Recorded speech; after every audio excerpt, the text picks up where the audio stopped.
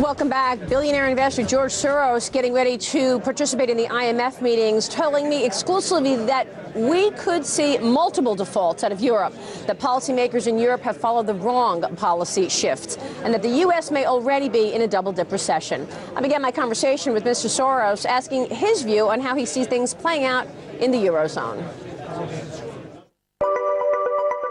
I think that you could have 2 or 3 of the small countries default or leave the euro, provided it is prepared and done in an orderly way.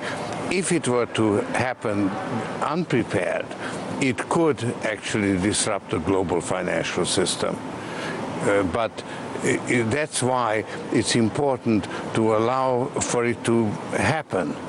And then those countries have a genuine choice. It doesn't mean that they are being pushed out. They then have a genuine choice of making the internal adjustments, taking the pain within the euro, or leaving the euro, in which case their currencies would depreciate, and it would be, something happening to the whole country. So you think it's possible then we'll see defaults from these smaller countries, but that doesn't impact the euro? Right. So much talk, certainly in the markets. I mean, the U.S. market is just trading directly on what happens in Europe, and so much talk around this troika, the EU, the IMF, and the ECB, on whether or not they're going to give that next tranche of money to Greece. Greece said that it runs out of money in October.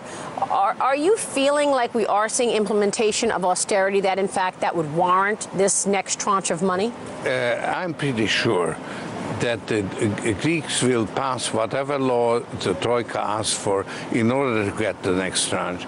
And basically, the European powers will want to extend that tranche. So I think the climax won't come in September because they are not prepared for it. They have to create this EFSF, whatever it's right, the bailout fund, yeah. It's the potential European treasuries, but it's not yet in existence. So they want to bring it in, and then in December, if at that time Greece hasn't delivered, then it would not get the next tranche. Is what's happening right now in the U.S. and Europe worse than the Lehman Brothers fallout? It is a more dangerous situation. Yeah, and I think that the authorities, when push comes to shove, will do whatever it takes to hold the system together. Because they know that. Because the alternative is just too terrible to contemplate. Do you think that it's appropriate that in all of this, the U.S. dollar becomes the safe haven, even though that there are real economic issues in the United States right now? Yeah, this is a liquidity problem, because and let me explain, it's a little bit complicated. The European banks are the main source of credit to the emerging markets. According to the BIS, in March this year, the European banks had claims of $3.5 trillion. The American banks had claims of $740 billion, and the Japanese banks had 310. So you can see that Europe is the main source of credit to the emerging markets. Do you think we'll see a double dip here in the U.S.? I think we are in it already. Is the market expecting that? Do you think things get worse from here? How does it play out in the U.S. right now?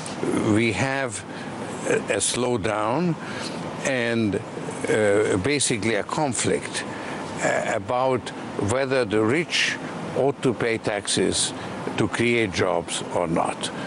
And there was a deal in the making which would have balanced the budget over the long term, but would have allowed short-term fiscal stimulus, which would have been the right policy. That was rejected. It fell apart. So it will come to the electorate next year to decide what they want. But George, do we have that much time? I mean, if we're in this recession now, this double dip right now, if we don't get something going in this economy, where will the jobs come from?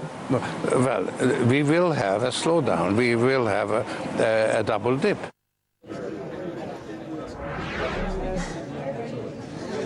My thanks to George Soros. One of the hot topics at the Clinton Global Initiative has been the challenges faced by the growing trend of mega cities. Last night I moderated a panel featuring billionaire investor